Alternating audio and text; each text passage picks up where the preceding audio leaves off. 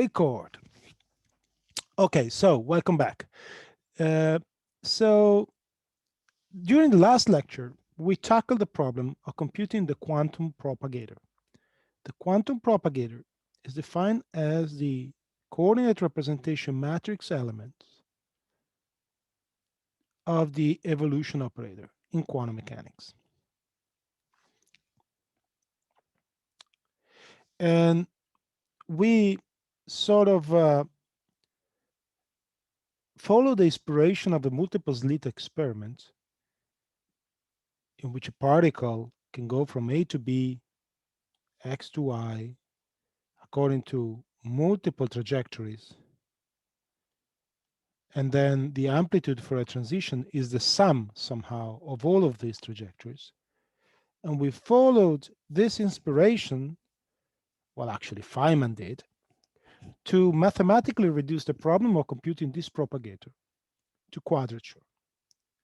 So, in other words, this propagator is the solution, formally speaking. This is a function of k, of x, t, and y.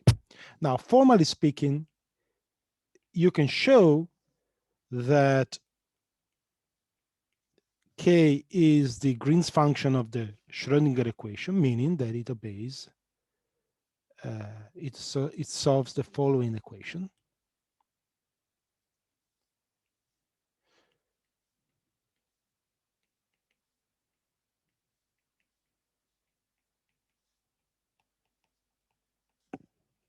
Right. And the idea is the wave function at time t is just a convolution of the initial wave function with the propagator.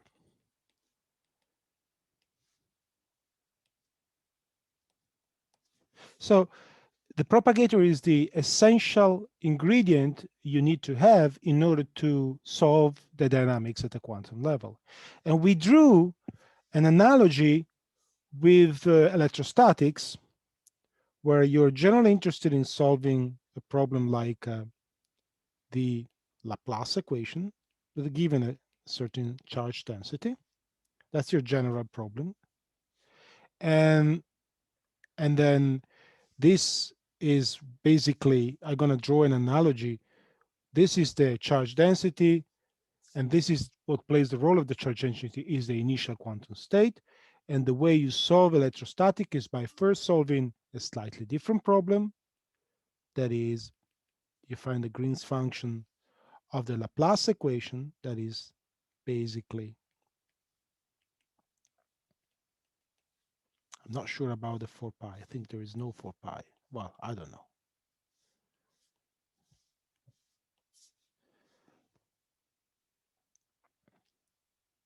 And then once you have this, then your general potential at a given point is given by the convolution. So let's call it G of this function. I guess, again, up to some 4 pi that I never remember. Never mind about those. I think there is, depends whether you are in MKS units and GGS units, and I really don't care. So let's forget about this.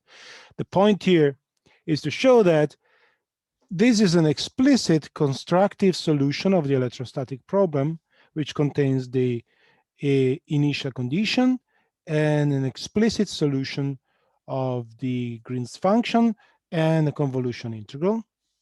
And very much like that, an explicit constructive solution of the Schrödinger equation is one in which you are integrating over the initial state, convolving this information with the propagator. And if you are able to evaluate this, then you basically have done something completely equivalent to getting this expression for the electrostatics. Very good. And we did solve this, again, putting this problem of solving the Green's functions equation to quadrature, or stated differently, we wrote this as a path integral from the initial condition y to x This was a path integral. It was sort of choosing the very bad notation of using y also for a path, just to use a different notation. These are the paths going from y to x, q of t, meaning q of 0 is equal to y, q of t is equal to x. And then our expression at the end of our derivation, we came to the conclusion that this could be written in the following compact form, where S is interpreted as the action of your path.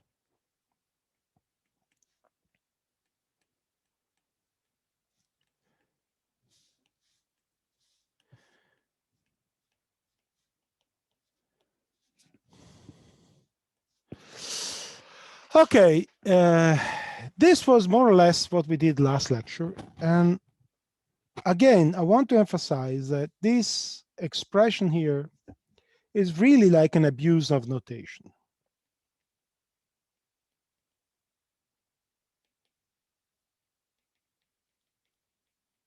Because from our discussion, it became clear that the trajectories we were integrating over are never differentiable. And actually, in the limit of delta t going to 0, are differentiable nowhere. Therefore, the concept of derivative is certainly shaky from the rigorous point of view, because the differentiation requires at least continuity plus more. And these functions are continuous but not the differentiable. So what this really means, what this equation really means, it means a discrete sum over dt over qk plus 1 minus qk squared divided by delta t squared half m negative, the delta t is already outside, u of qk. So this is really what this continuous expression of the action means in terms of our derivation. And similarly, the functional integral is the limit of infinitely many Lebesgue's or Riemann's integral, let's say Riemann's integral, you've introduced. And for all practical purposes, infinitely many never makes sense in physics. What makes sense is to have sufficiently many integrals for delta t to be smaller than any relevant time scale for your problem. Or if you want, delta t is our lambda of Rg, our UV cutoff, lambda to the minus 1. So the delta t is somehow the shorter time scales we can hopefully hope to be able to include in our theory. We're only interested in the dynamics for times that are much larger than delta t. So once you choose your cutoff to your theory, then of course the path integral means this.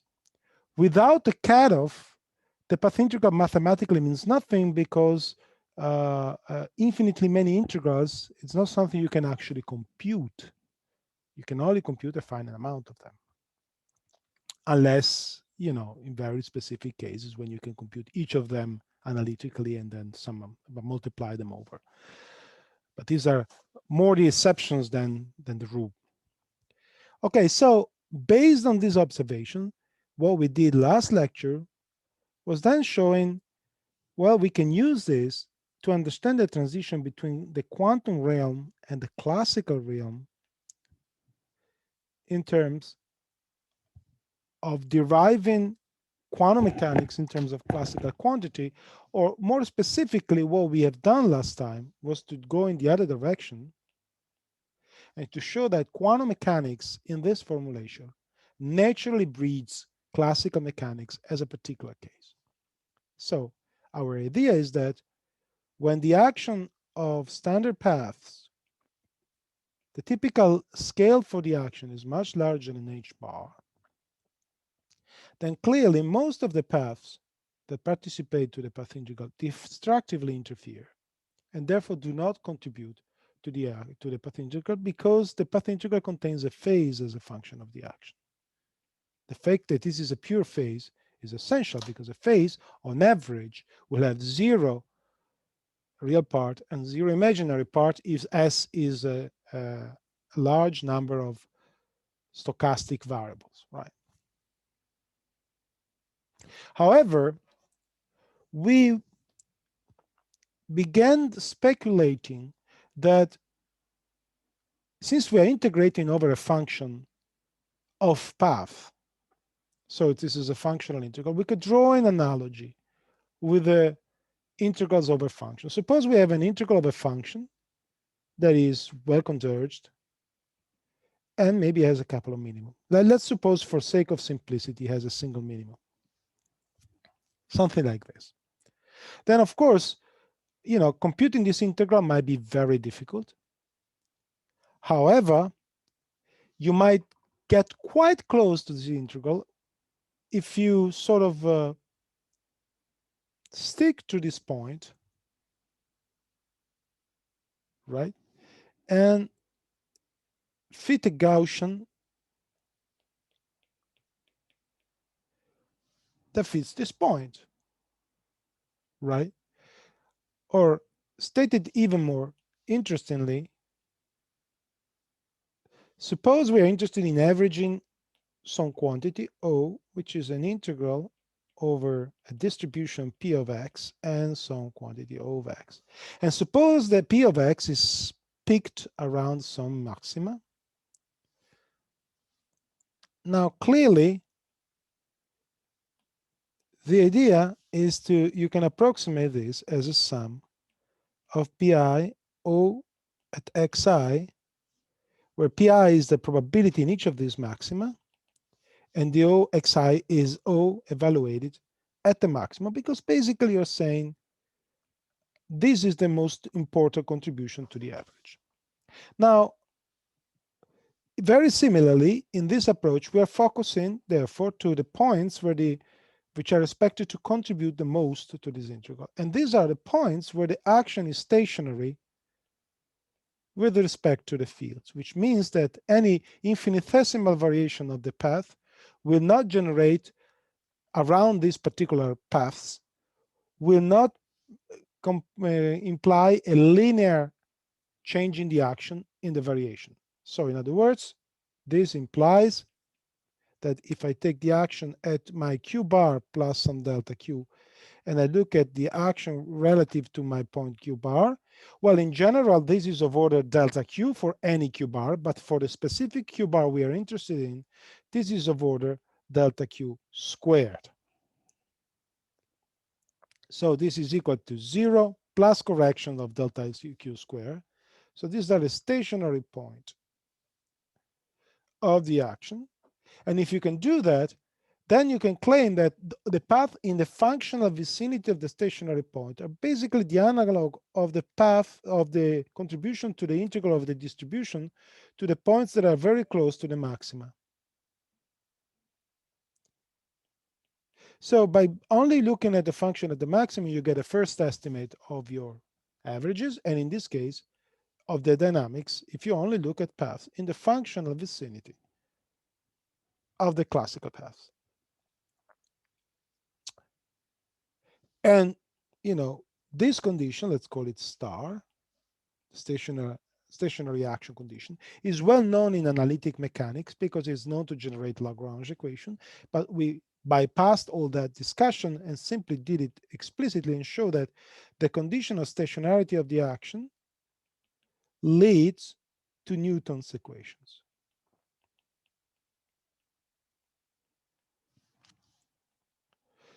So classical paths are basically the stationary action path. And the minimum and the stationary action principle follows from quantum mechanics. We don't need to put it there to the, it was introduced as a principle to define in the most general sense mechanics. But then, due to Feynman's path integral, we could actually recover it as a special case of quantum mechanics. So classical mechanics is indeed contained in quantum mechanics. Many observations need to be done here. The first and front-forward observation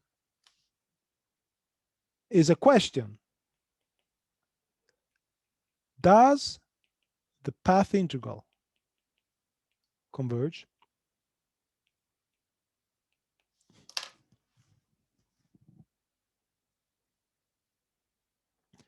Well, you know, this is already clear from the very beginning that this is far from trivial questions.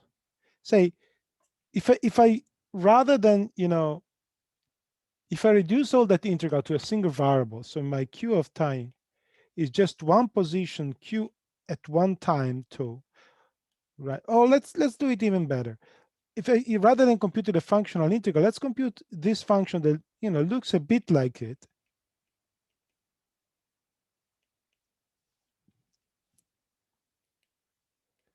Let me ask you, is this function convergent?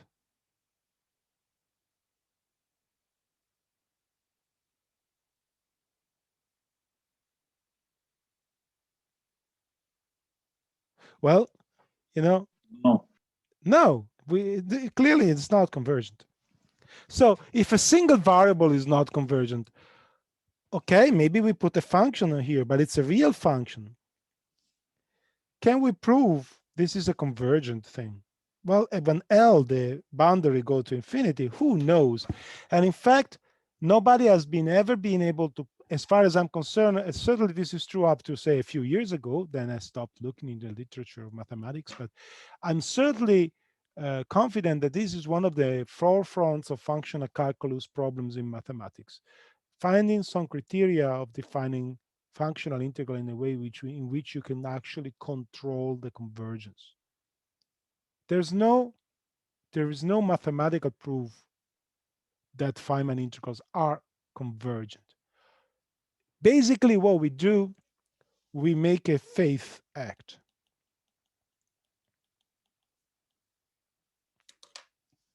And we say, since we know it's working so well, let's assume it does. I know it's unpleasant, but physics has been, we've been there before, so to say. Think about, the Riemann's formulations of calculus and Hamilton's contribution to it happened in the late 19th century. So this idea of formulating mathematics in terms of axioms and having calculus being well established only happens at the end of the 19th century. But Newton's, was in the late 16th and 17th century, beginning of the 18th century. So in those 150 years, basically all of classical mechanics was developed before the mathematics of calculus was finally rigorously formalized. The idea were there. Newton's introduced derivatives. Leibniz sort of worked on that too, and people used them, predicted the motion of the planets, did all sorts of things. But this was still kind of a heuristic mathematics. Proper definitions came only later. Okay, so in some sense, we are in a similar situations with path integrals. We know they work, they have physical meaning. We don't quite have a control on the theoretical aspects of it, and we hope that somebody would be able to provide us with the reason why path integral works so nicely. For the time being, let's close our eyes to this mathematical problem and let mathematicians do their job. However, there are situations in which the quantum mechanical path integral does work very well, and it's the following. So we know the path integral is a real function of time, right? But in principle, we might regard t as a complex variable. And, so now the complex, the propagator is defined more generally as the I mean, from the mathematical point of view, why not considering this operator, right? Z is a complex variable. There's nothing wrong with it. So let's call it, rather than Z, which looks like a position, let's call it tau. No, Z is a complex number. I think Z was good. Now, clearly, only the real part of this complex plane has physical interpretation of time. So time really holds here. But a function can be defined on the complex plane. Why not? And in particular, if I choose Z to be IT, where T is the time, then I'm looking at a purely imaginary component. So I'm looking at K along the imaginary axis. Let's put a negative here. So on this axis, the propagator looks like X. Let's call this tau. The time along the coordinate that spans the time along the imaginary axis. And this is the following concept. And let's assume, of course, for sake of convergence, tau is greater than 0. We are interested in the propagator here. Now, why do we want to do that? I'll come to that later. There's physical information that can be extracted by looking the propagator here. But clearly, this is a well-defined mathematical object. Now, if I do the same thing for this, I will get a similar expression for the path integral, where some terms, which include i's, are modified because there's no I in this operator. So this is a real defined operator. Okay? So this idea of looking at a function that is naturally defined the real axis, but then looking at it on a more general complex plane, of course, is called analytic continuation, right?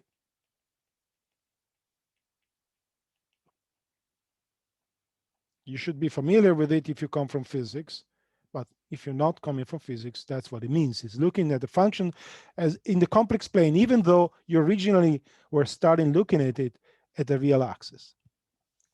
Now, if you look from the eyes with the eyes on analytic continuation, what I'm suggesting is let's take a moment and think about the quantum propagator, but not along the real time, but along the imaginary time. So let's perform an analytic continuation of the quantum propagator.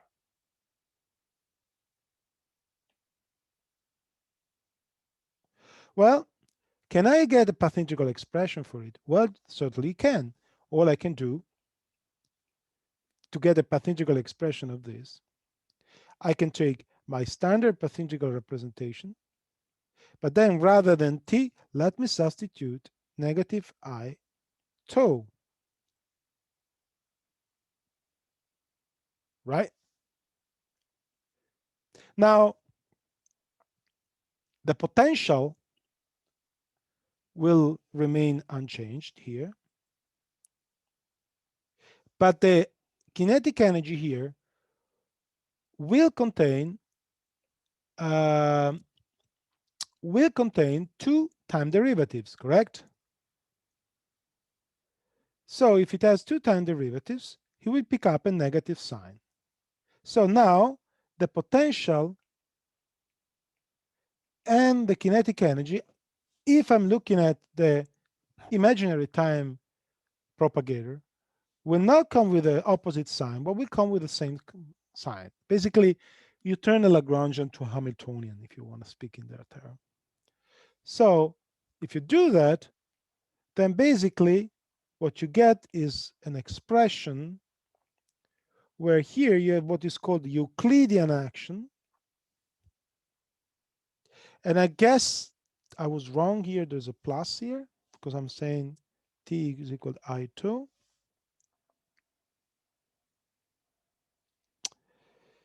Yeah, because this, no, that was correct. This will go to -1. Oh, no, this guy here will pick up a negative sign, and this will remain negative. Perfect. That's correct. Because u was already negative. This negative sign comes from the fact that I have a double derivative with respect to time, which now will come with a double t, with a double I, which will generate a negative sign. And so if I combine all things together, my path integral in imaginary time now, which I will call tau here, or tau, depending whether you come from English education, British education, or American education, and the Euclidean action is now the sum of kinetic energy and potential energy. Now, this quantity is well convergent because it's the exponential of a positive definite object. Because, this guy is an energy. So the energy, after all, must be bounded from below if the system has to have any physical meaning. So that means that, you can never make this contact, this imaginary time integral convergent. So divergent. So basically, all this discussion is to say that we have our complex plane, we have the propagator here. Well, here it is okay. Mathematics is under control. Here is where you don't know, because for the real time propagator, we run into the convergence problem. So basically, the act of faith that we are making is we are assuming that the real-time dynamics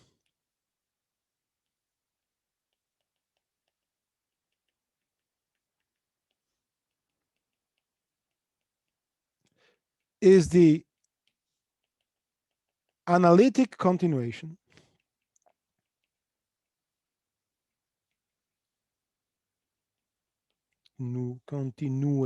I'm dysgraphic lately,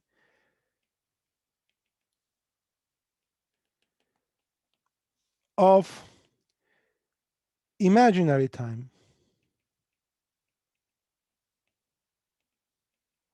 dynamics. So, which is well defined. So it's just a way of rephrasing. You can say, one way to say this is, I don't know if the Feynman path integral works, but I assume it does, and I go on. And if you want to be a little bit like decorating this statement with nice mathematical terms, you could say, I am assuming that an analytic continuation exists between the imaginary time Feynman propagator and the real time propagator.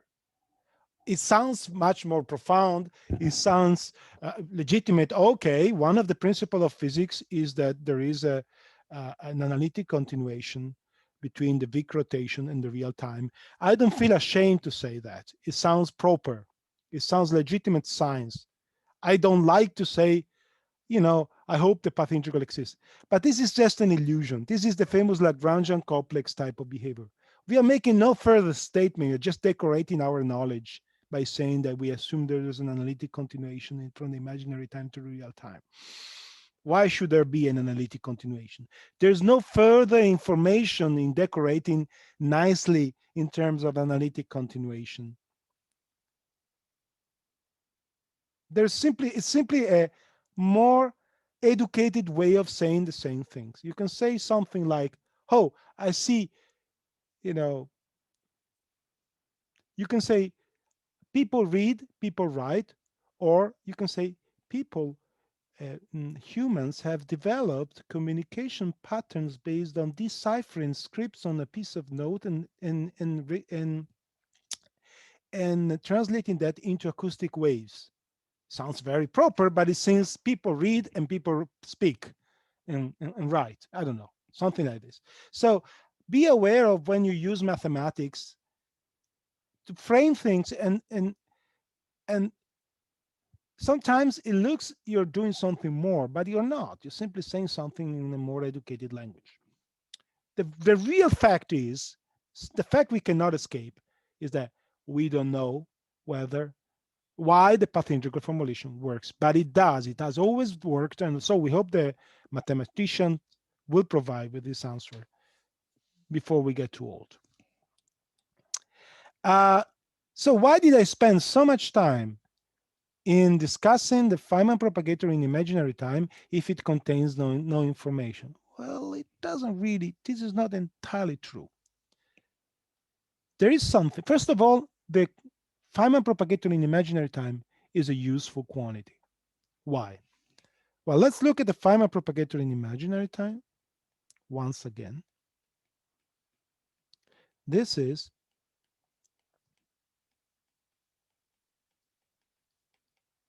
this guy. So now let's look at this guy, and let's insert identity now as a complete set of eigenstates of the Hamiltonian. We don't know the eigenstates, you might say, in general. That's true. But I know they exist if the Hamiltonian is Hermitian. So even if we don't know them explicitly, we know they exist. So let's insert them. Well, then this clearly becomes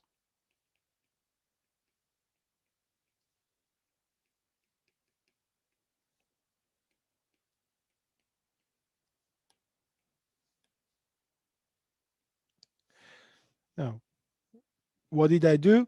I applied the Hamiltonian to the state on the right, giving rise to this. And then I use the fact that the wave function is nothing but the projection of my state on position operator. Okay, so now let's take a limit for tau going to infinity. Well, this will go to E1, the ground state energy,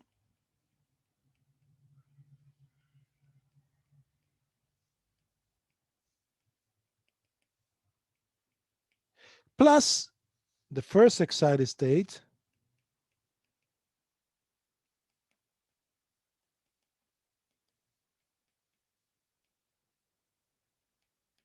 plus second excited state, and so on and so forth. However, since the ground state is lower than the first excited state by definition, this term are exponentially suppressed relative to the first term. So let's be more precise.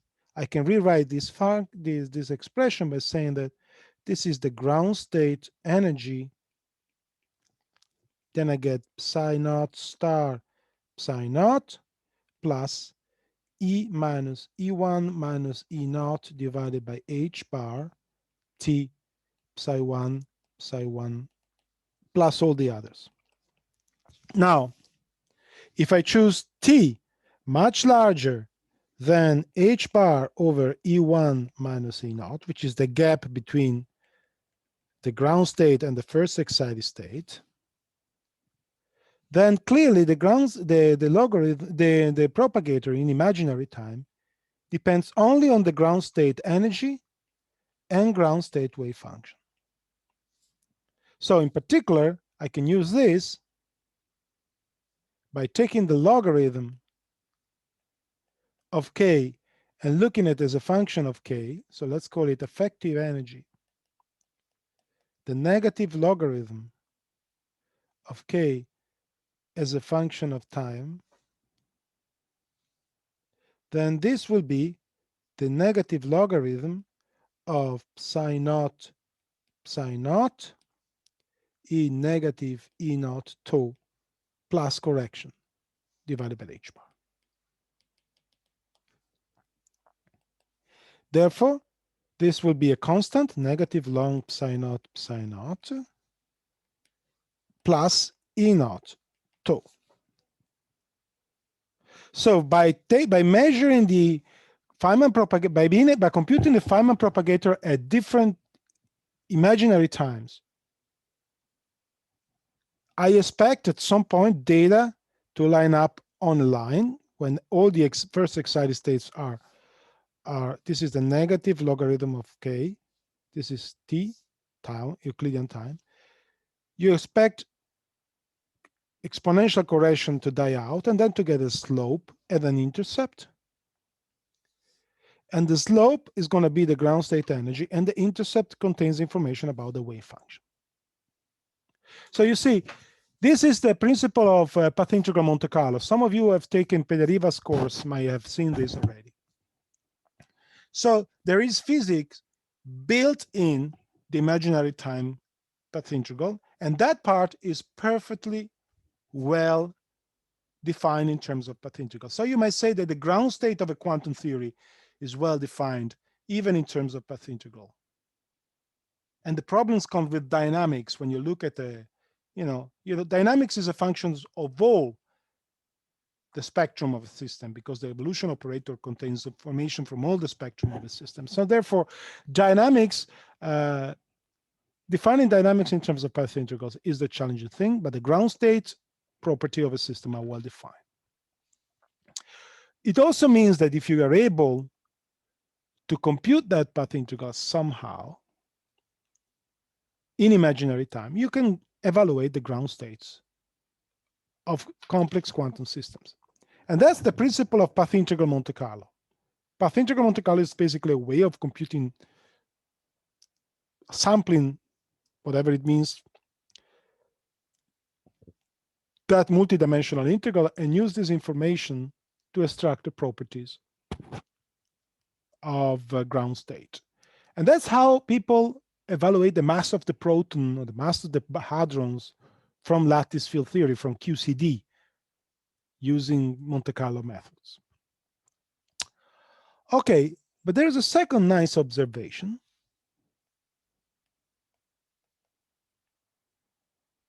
So let's take a second look to the Euclidean path integral.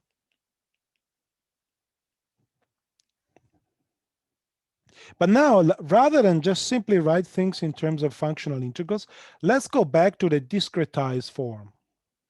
Okay, so we have an integral in dyn that goes from, well, let's do this, dyn minus 1, d1, possibly there is some delta function.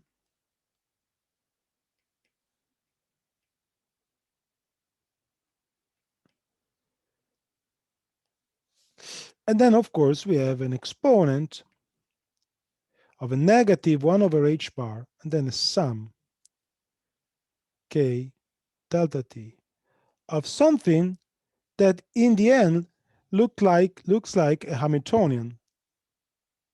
Right, let's call it hk, which is the Hamiltonian, the instantaneous Hamiltonian of your path configurations.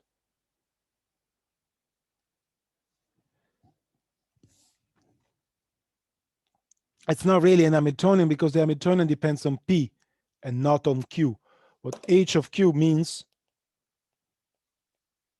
is really qk plus 1 minus qk squared divided by 2m plus u qk. That's what it actually means. Now, I would like you to look at this and realize one thing. So let's call this small h. Now, let's call delta t over h bar, let's call it beta. Why not, after all? So rather than write this, I do this, and I write beta here. Now, let's imagine I have a big H that is the sum of the small h. So I can replace this with big H, which is, of course, a function of all the un, because each small h depends on two instants, k and k plus 1. So when I sum them all, I have a function that depends on all the case. Now, what is this expression remembrance of? What does you remember? What does that remind you of? Canonical partition function. A canonical partition function. Classical. Okay, those who come from QCD, QCB, don't worry. The concept of a canonical partition function will be explained in Tubiana's Lattanzis course. But basically, the canonical partition function is a way of describing equilibrium properties of a system and recover thermodynamics from statistical mechanics, making statistical mechanics. Well, you will learn about that.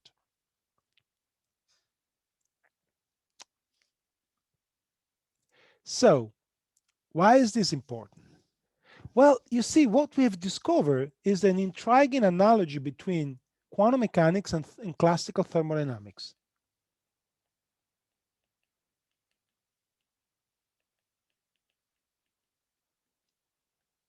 On the one hand, we have classical statistical mechanics. On the other hand, we have quantum mechanics, and we threw a rope somehow connecting sectors of these two theories together by a transformation. So to be more precise, what we have done in this last slide is to say that imaginary time propagator can be mapped into a partition function of a virtual system. And this virtual system is made by collections of copies of my physical systems, because in each copy of this physical system, I take the potential as a function of a coordinate of my system.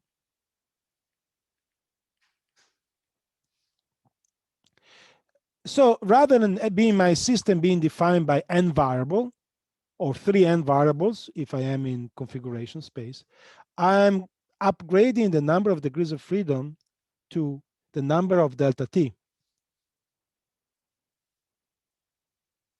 So now I have a system based by 3n and delta t variables.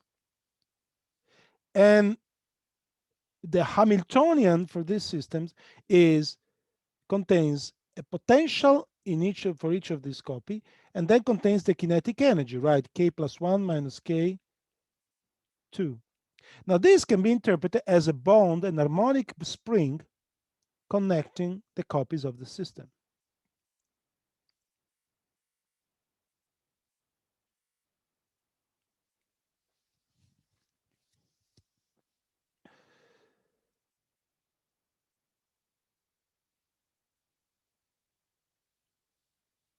This will not be part of the exam if you haven't had a bachelor in physics. All these considerations that are typical from, assumes classical statistical mechanics will be out of the exam.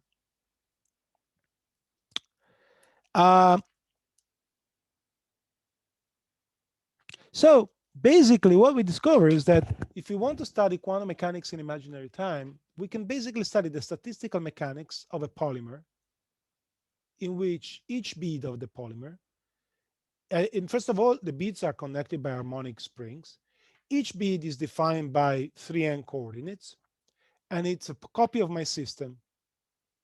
So basically I'm turning my system into a multiverse of systems, each of which with its own coordinate, and I bind the coordinates of this system by springs. And the result of this crazy statistical mechanical polymer, which looks like a completely fictitious and mathematical object, is nothing but the Euclidean time propagation of my system. That's quite fancy, right?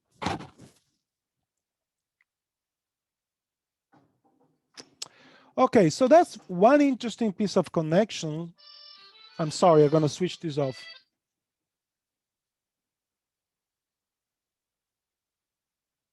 Let me see, what's that? No.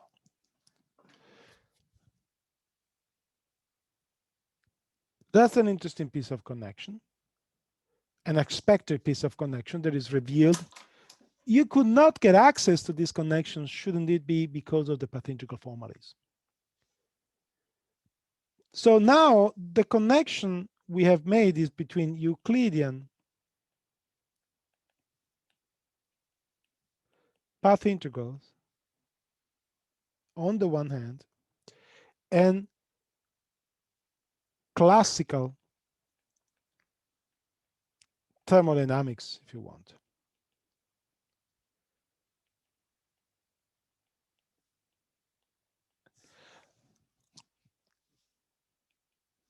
I am going to throw in yet another connection breeding from the Euclidean path integral. So let's now look at let's now discuss quantum partition functions.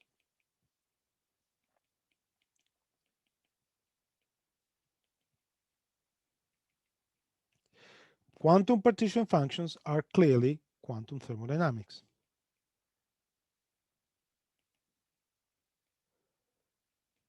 Now, the quantum partition function is basically the trace of the equilibrium density matrix. And the equilibrium density matrix is defined by the E negative of the exponent of the Hamiltonian with beta, right? If physicists in the audience, are you familiar with this? Yes. Okay, non-physicists in the audience, don't worry. Nothing to be concerned of. Okay, so now, this expression, you know from mathematics that trace can be evaluated using any basis, right? Because they are unitary transformation invariant. So why not using the position representation basis?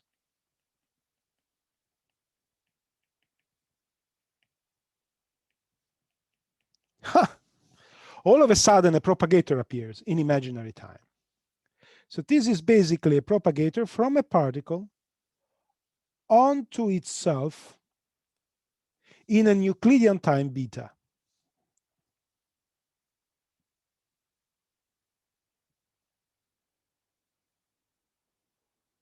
So the partition function at the quantum mechanical level can be written as a path integral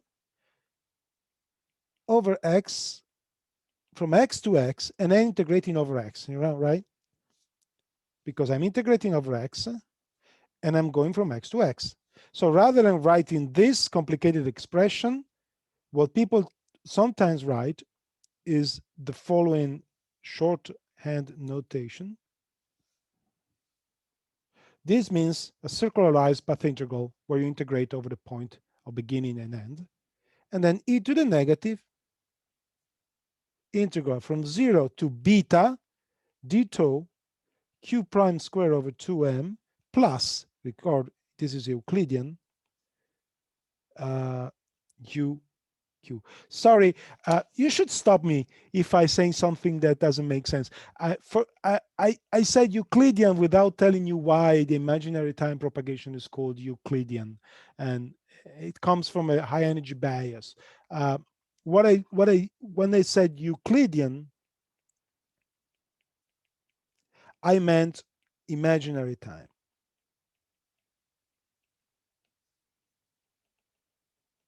And the reason I use this word to say imaginary time, again, this is for the physicists in the audience, is that if you're in standard Minkowski time, you have a signature. And that's your interval, dt squared minus dx squared, right? But when you go to imaginary time, this becomes negative, and then I get negative d tau squared minus dx plus dx squared. So the signature changes signs, and up to a sign is an Euclidean signature of the metric. That's all. So that's why imaginary time and Euclidean are synonymous. But I don't care. I mean, again, it's a nomenclature. I really don't care. So, but basically what we said is that, again, quantum thermodynamics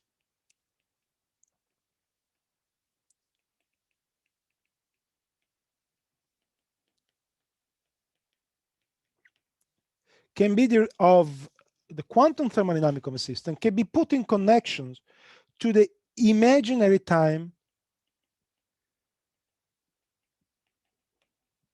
quantum dynamics of the same system. Stated differently, if you want to say, stated differently, if I want to do the classical thermodynamic of a classical system, I take a copy of my system and I perform averages with e to the minus beta h of my system. If I want to do thermodynamics at a quantum level, I take many copies of my systems.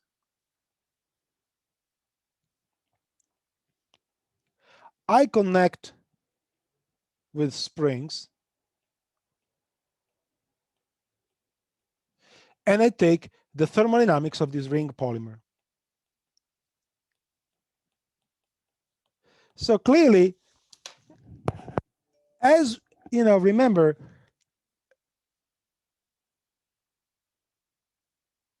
the price to go from classical to quantum in a path integral formalism was that of having to upgrade a single variable to an infinitely large dimensional space. Let me say it again. Remember, the notion of a single trajectory doesn't make sense anymore in quantum mechanics. But you can still talk in terms of classical quantities at the price of introducing infinitely many integrals. Therefore, by upgrading the dimensionality of my problem from 1 to infinity, so to say, by nt-fold, where nt is the number of times lattice. Now, the same sort of considerations appear at this level, where we have, in fact, multiplied, we have obtained quantum thermodynamics from classical thermodynamics, or statistical mechanics, to be more precise, by proliferating the number of degrees of freedom by introducing small, as many delta t as we need for delta t times beta to be small, delta t times h to be small, times beta to be small.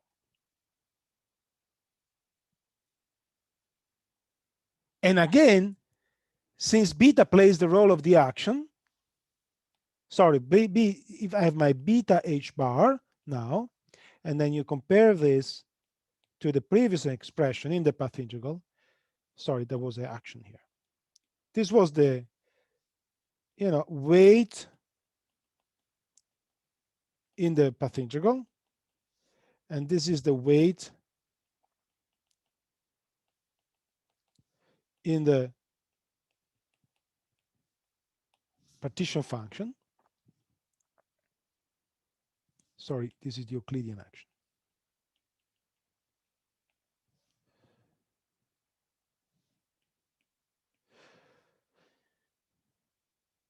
Now, typically, here we say classical paths dominate when typical paths are much larger than 1.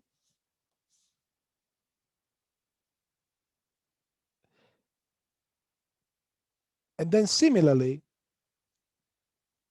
when beta is very small, then basically all this multidimensional representation is redundant, and you only need and you only restrict that to some specific configurations. And that's how you recover classical thermodynamics from quantum thermodynamics.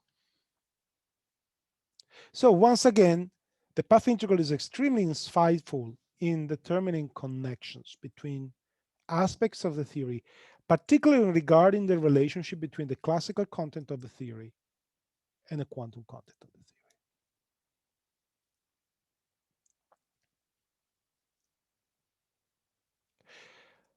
at this point, I will still go on for another 30 minutes. There's no point of stopping now. So we can go for lunch.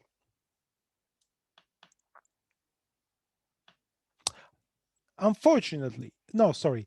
So all the discussion we've done so far were basically this connection between quantum and classical are based on this notion of stationarity of the action, right? Or minimal action in case of a Euclidean formulation, or stationary action in case of a Minkowski or dynamical or real-time formulation. However, our definition of functional indifferentiation so far was admittedly sloppy. Remember, when we had the action,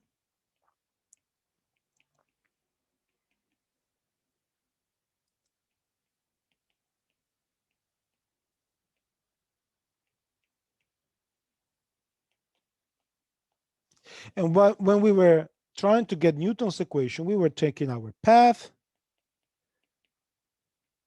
and changing the path a little bit. Now, this is perfectly fine once you understand what you're doing. There's nothing wrong in doing this. But, you know, I think I find it sometimes when you work with functions instead of points and you do functional differentiation, it can get quite confusing. However, anytime you get confused, there's a very simple trick you can use to eliminate your confusion by reducing all functional calculus to standard calculus. And that's what I want to discuss now. Relationship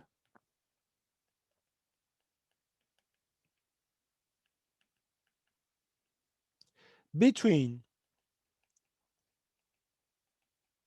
functional calculus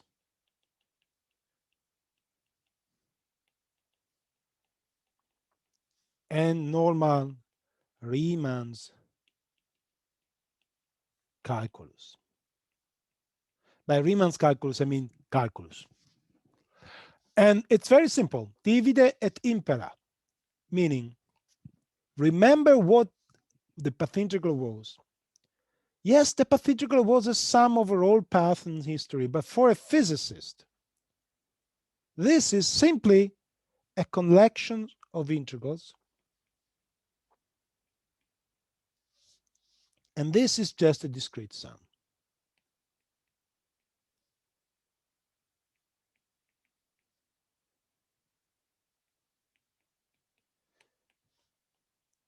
And look, it looks like we are doing an approximation by taking this discretization. But think in terms of renormalization group. Our theory is defined in terms of a Hamiltonian and a cutoff, not just in terms of an Hamiltonian. So as long as in my theory I introduce a cutoff explicitly, and it's part of the theory, I cannot write a physical theory without mentioning a cutoff, then this expression is as good as my initial theory because it ignores details that are above the cutoff, where I have no right to write my Hamiltonian anyway. So as long as my number of points n is, determines a cutoff that is compatible with the Hamiltonian. What do I mean by that? I don't want to use a cutoff at the MEV scale and write atomic physics, because I cannot describe the Fermi scale with atomic physics. If I write, if my cutoff has the ambition to go all the way to the MEV scales, I must have nuclear degrees of freedom as well, right? So as long as my Hamiltonian and the cutoff are consistent with one another, meaning the Hamiltonian describes the physics at energy scales miles lower than the energy cutoff, then writing a path integral with a time delta t, with delta t chosen to be, say, 2 pi over lambda, where lambda is my UV cutoff, is as good as writing that with half as large delta t. Because we are in the regime where the renormalization group theory is well defined. So yes, This means this for a physicist. For a mathematician, completely different story, because the mathematician don't have the renormalization group theory framework to put their physics content in. For them, the cutoff has no place in mathematics. Well, you can do that as a game. I define the integrals up to a cutoff. Why not? Nobody's going to put me into jail for doing this. It's a legitimate mathematical operation, but it doesn't correspond to a fundamental physical setup. While in physics, we need a cutoff. And if we discretize above the cutoff, we are not losing information. We are not saying anything we shouldn't. We are not approximating anything. We are just representing our theory, which is an effective theory of something more fundamental we don't know. And there will always be something more fundamental we don't know up there in the sky. So discretization is not approximation, is renormalization group, if done properly. Okay? It looks like a minor point. I find it profound because computational physics and renormalization group all of a sudden are linked. You know, computational physics, if you want to put things on a computer, you've got to discretize at some point. Well, it looks like we're doing an approximation. No, we are representing the theory and defining a cutoff by the discretization step. We are renormalizing the theory, regularizing the theory, to be precise. So discretization equal regularization. It sounds better if you say I'm regularizing the theory than it does if you say I'm discretizing time. But it is the same thing, the Hamiltonian complex. Sometimes we say think in a more elegant way, and we think we say something more deep, more profound, more rigorous, but we are not. Okay, very good. So what is the functional calculus after I discretize? Well, let's go back to differentiation with respect to a path.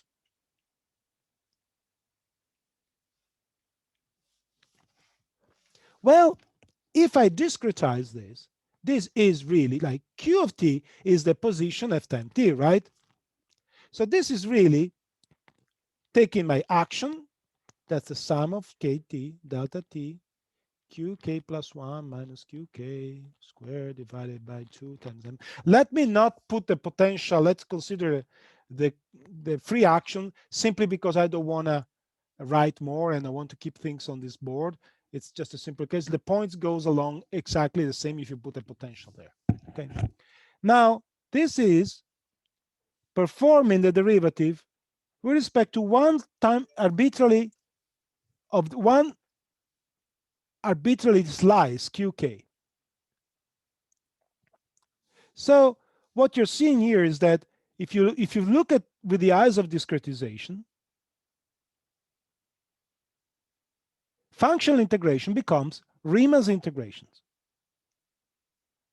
So what happens if I do this? Well, let's do this explicitly. It becomes sum over k, delta k, there's a delta t square here. So let me remove this delta t with this square for a moment. 1 over delta t. And now I have the derivative with respect to the nth time slice position of yk plus 1 minus yk square m. And there's a 2.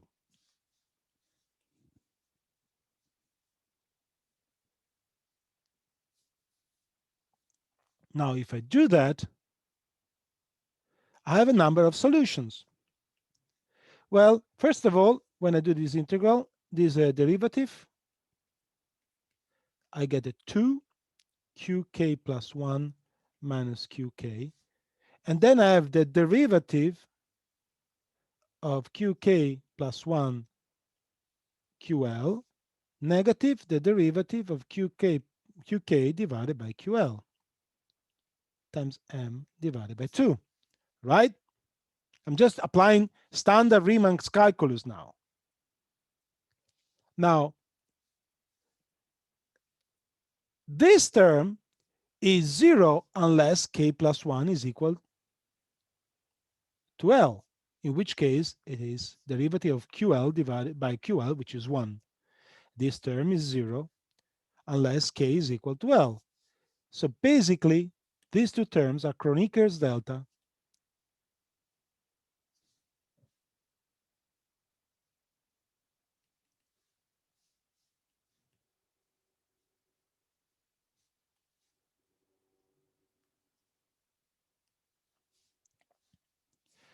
Now, if you combine things together, there's a mass term here pending,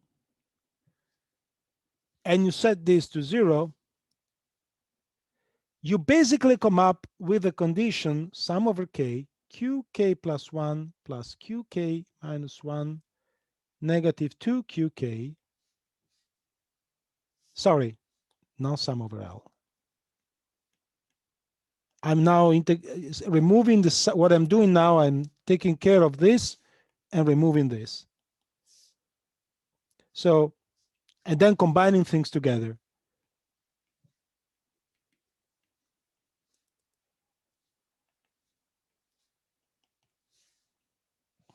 I get something like this. Okay.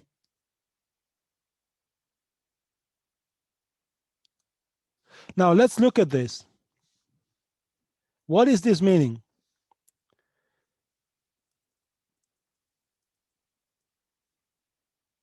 Well, my claim is this is simply claim, which I need to prove in a moment, that this is simply the Newton's equation of my system. There's no potential, that's the Newton equation. Should I have the potential, I would have the gradient of the potential there.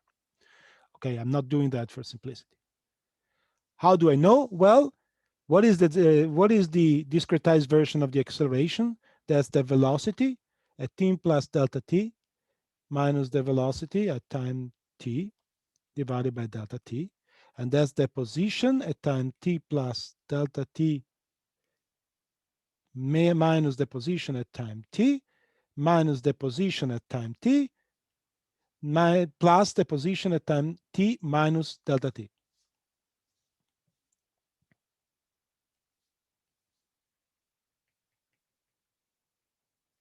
And of course, divided by appropriate factors of 1 over delta t. So you recognize this twice, this and this here. So up to a factor delta t that I discarded because it multiplies 0, I could have written delta t squared here, but then goes to 0. Then what I've discovered is that by taking a discretized version of the minimum action principle, I got a discretized version of the Newton's equation. So this demonstrates how anytime you are in doubt,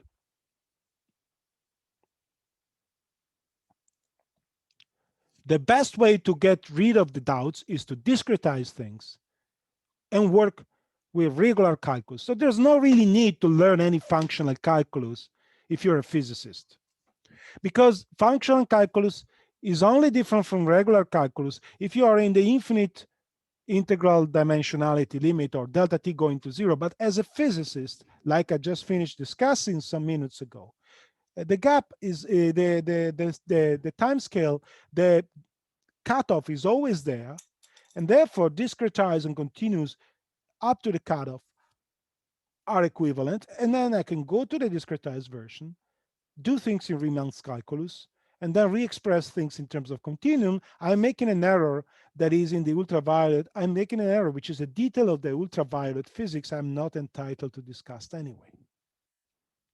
And in particular, by doing this, you discover that you can define a functional differentiation of q tau by q tau prime. And this is nothing but delta of tau and tau prime, because if you go to the discrete case, this is a Kronecker deltas, right? So this is one of the mysterious relationship of functional calculus that if you want to prove and demonstrate in terms of functional calculus, you have a strong challenge to beat, because you have to introduce distributions and all sorts of mathematical concepts. But if you think in terms of discretization, this is just the fact that, with the eyes of discretization, this becomes D of K, D of L, and this becomes, of course, Kronecker KL. And that's, of course, trivial. And there's no tau here if I discretize, of course.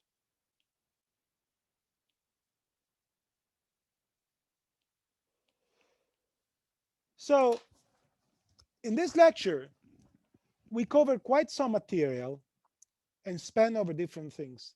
And I'd like to pause a little to collect any questions. But let me just finish this introduction by saying that the path-integral formalism not only provides a very natural way of defining classical transitions, but it also establishes connections between several types of corrections between classical formalism and quantum formalism that goes in both directions. For example, we were able to map the quantum imaginary dynamics into a fixtures multidimensional classical polymer thermodynamics, or we could map the quantum thermodynamics in terms of a classical thermodynamics of a ring polymer. At the heart of all this formalism is the functional calculus, but due to the renormalization group ideas, the functional calculus is equivalent to a Riemann calculus of a discretized version. Actually, it's the other way around. Physics comes through discretization, and then you represent that with a functional calculus. So really, there is no need to worry about functional calculus as a theoretical physicist if you look at the physics with the eyes of renormalization group. And I think this exhausts all the material I wanted to talk about in this lecture. So I will dedicate the last 10 minutes to questions about the last and present lecture.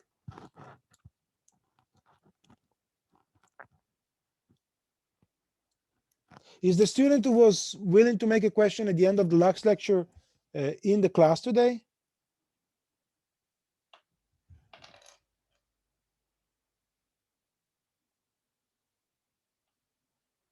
So, okay, I think anybody has a question? I have. Oh, okay. I Okay. was muted. I didn't notice. Sorry. Oh, go ahead, please. I will take some time. Okay. I have just a quick note about one thing. When we did it's about the lecture of the last time. We just quickly forget about some factors that I noticed there are in the notes, just multiplicative factors, and they are like 1 over delta t, all elevated to the power of n, and they just multiply everything. We simply include them in the definition of the integral of over the path. Sure. But that thing diverges for n very big, because it's 1 over delta t, all elevated to the power of n. And I was wondering if that is a problem or not. You see, so just for the sake of everyone, when you perform the Gaussian integrals, okay, and you relate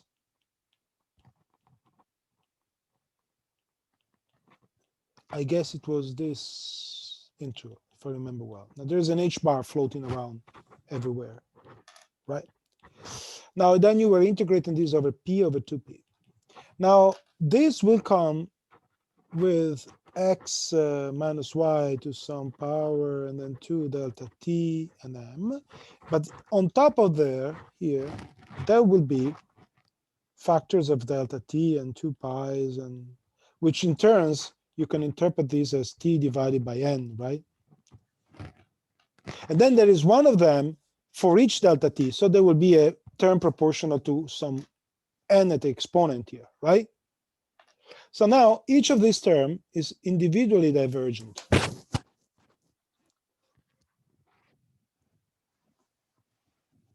But again, with the eyes of renormalization group, Everything is regularized. I will not emphasize this enough. And that's, by the way, this also affects the fact that we don't know the path integral, whether it's convergent or not. The eyes of the renormalization group are very clear on this. They say, you should never worry about UV divergences. Never to worry. Any divergence that happens when the time goes to 0 or the energy goes to infinity is not to be worried about. And if the time goes to 0, it means the number of integrals becomes infinitely large, and the factor in front goes to infinity.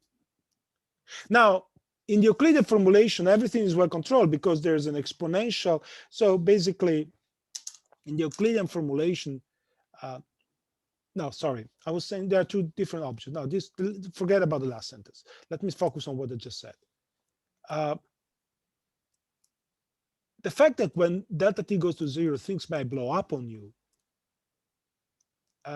it really is irrelevant from the point of view of physics, because your theory does not make sense about delta t. Okay, so to any finite accuracy within your theory, you can choose delta t as small at your taste. Now you might wonder, now I make a quick sidetrack for those of you who come from quantum field theory, and you might wonder, how come in quantum field theory, after regularization, I send the cutoff to infinity? Right? I mean, the last step of renormalization of quantum field theory is sending the cutoff to infinity, and then you replace, right?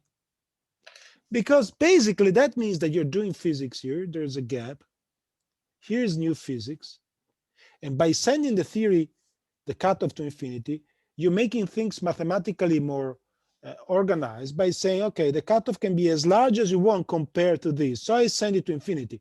But when you send it to infinity, you're ignoring all this. It's just simply, it's as large as I want, and mathematically I put it to infinity. But in the back of your hand is never infinity, because nobody believes QED is going to hold till the Planck scale. And at the Planck scale, quantum mechanics is not holding anymore, or gravity, who knows? So there's nothing physical in sending the cutoff literally to infinity. It's mathematical convenience. You don't want to have a cutoff flattening around. Let's assume it's very large compared to anything else, and I assume it's infinity, like we always do in physics sometimes, right? For instance, when you do continuum electrostatics, you say, let's assume the inner structure of matter, the matter is a continuum, but it's not. We know there are atoms. Yeah, but we don't care. We are interested in meters and centimeters. We can take the limit of the atomic size to 0 and get everything continuum, because it's a matter of convenience. Mathematical convenience, much better to deal with continuum properties. Similarly, you send the cutoff to infinity, but you don't make a statement that your theory holds up to infinity, at least not in 2021. Who knows what kind of physics will there be in 50 years when we'll be able to access the 100 teravolts or 200 megavolt or whatever it is, mega teravolt, whatever it is, large scale. Okay, second questions.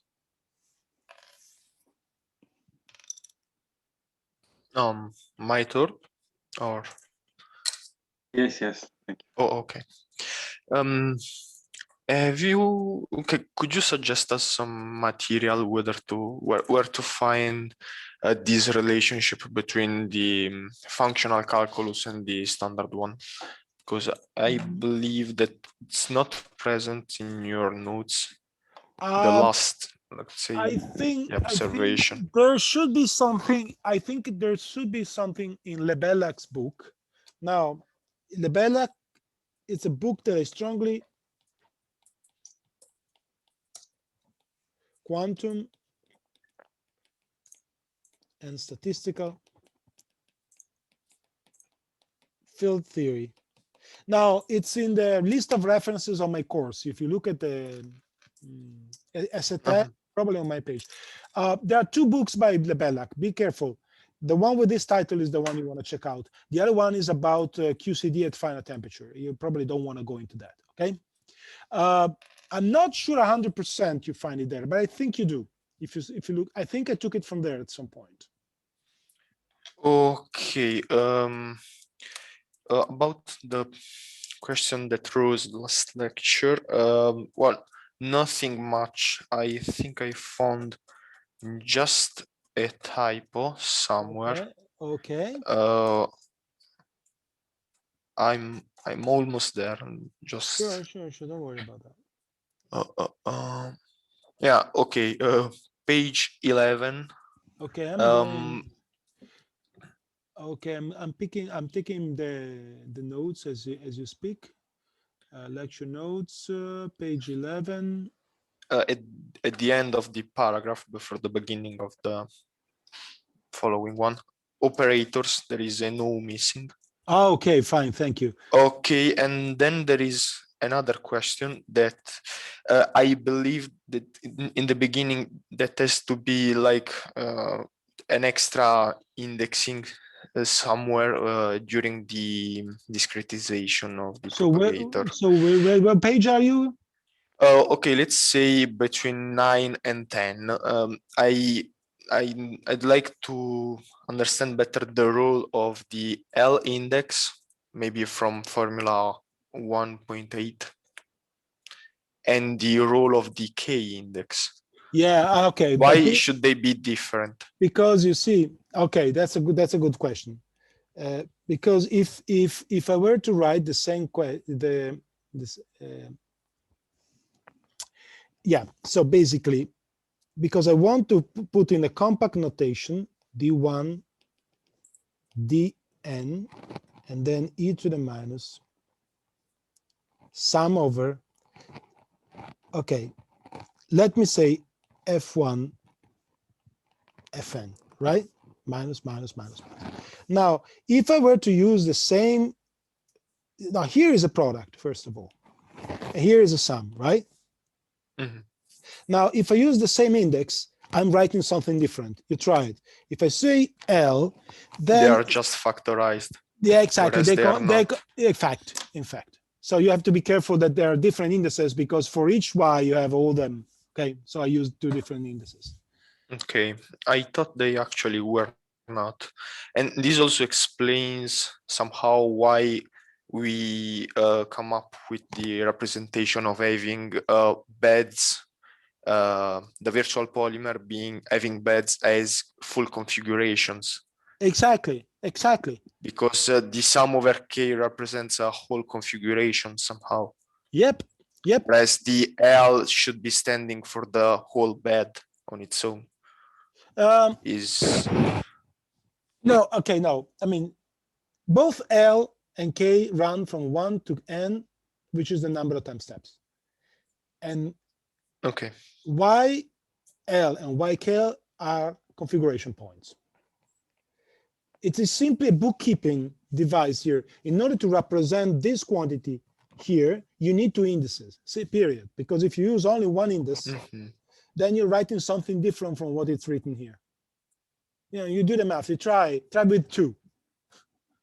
And then it will be immediately clear that if you write with the same index, you're basically assuming some implicit factorization, which is not there. Okay. You're writing fewer terms, so to say, than there are.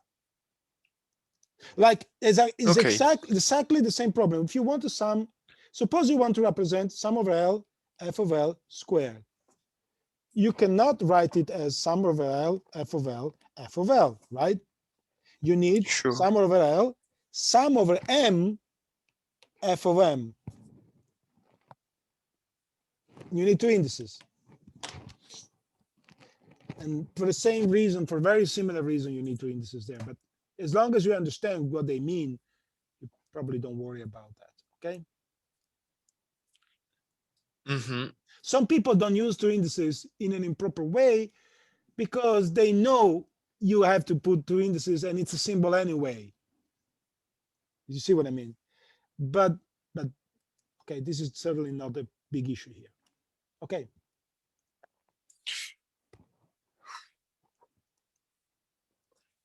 Okay, I'm satisfied.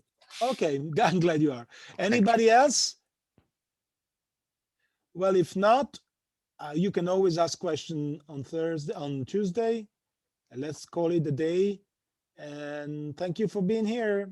I hope somebody that was not here today will show up next time, because it would be a bit unpleasant to be so few for the first time in many years of courses. I always have at least 13, 14 people in my class, but you know, fluctuations do occur. Ci vediamo, ciao a tutti. Goodbye. A presto. Arrivederci.